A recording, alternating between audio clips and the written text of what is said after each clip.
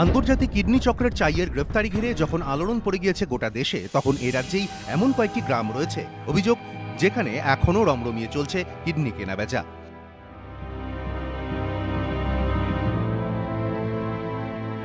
উত্তর দিনাজপুরের বিন্দোল। অভিযোগ 1996 সাল থেকে এখানে সক্রিয় কিডনি পাচার চক্র, যে চক্রের শিকার হয়েছেন কমপক্ষে 200 গ্রামবাসী, যাদের অনেকেই আজ ঢলে পড়েছেন মৃত্যুর কোলে। বালিয়া, বাজেবিন্দোল, জালিপাড়া গ্রামগুলিতে মূলত দরিদ্র পরিবারের বাস। রয়েছেন বড় সংখ্যক আদিবাসী মানুষজনও। এদের কেউ ভিন রাজ্যে চাকরির প্রলোভনে পা দিয়ে কিডনি হারিয়েছেন। পেটের ব্যথা হয়েছিল রাত 9টায়, তারপরে লেগেছিল বোম্বাই কাজ করতে বসে লেগেছিল। এমনতে আমার ঘটনা করছে, আমার কে জানে আর। তারপরে স্টেশনে আনে আমার ফিরে দিছে।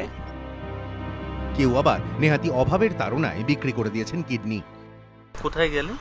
কলকাতায় নার্সিংহোমে নিয়ে গেছিল আর কি। কত টাকা দিয়ে বিক্রি করলেন এটা? 40-45 হাজার টাকা দিয়ে দিয়েছি। যারা চাকরির প্রলোভনে পা দিয়ে কিডনি হারিয়েছেন তাদের অধিকাংশের ক্ষেত্রেই বিশেষ একটি কৌশলের আশ্রয় নিয়েছে পাচারকারীরা। অভিযোগ, প্রথমে ওষুধ খাইয়ে অসুস্থ করে দেওয়া হতো তাদের, তারপর চিকিৎসার জন্য নিয়ে যাওয়া হতো এই চক্রের সঙ্গে জড়িত চিকিৎসকদের কাছেই। তখন অবিলম্বে অস্ত্রোপচারের পরামর্শ দিত এইসব চিকিৎসকেরা। অস্ত্রোপচারের পর দেখা যেত একটি কিডনি নেই। বহু ক্ষেত্রে নামমাত্র টাকা হাতে ধরিয়ে বাড়ি ট্রেনে তুলে দেওয়া হতো অসুস্থ ব্যক্তিকে। অনেক ক্ষেত্রে আবার সেটুকুও হতো না। বিষয়টি নিয়ে হইচই হওয়ার পরে দুজনকে গ্রেফতার করে পুলিশ। অভিযোগ, এদের নেতৃত্বেই চলত এই কিডনি পাচার চক্র।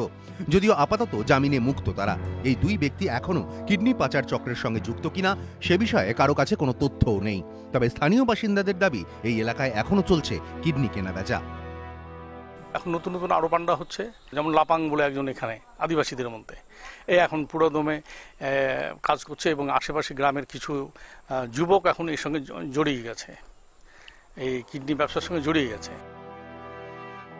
যদিও স্থানীয় পঞ্চায়েত প্রধানের দাবি, এখন আর এখানে কিডনি পাচার হয় না।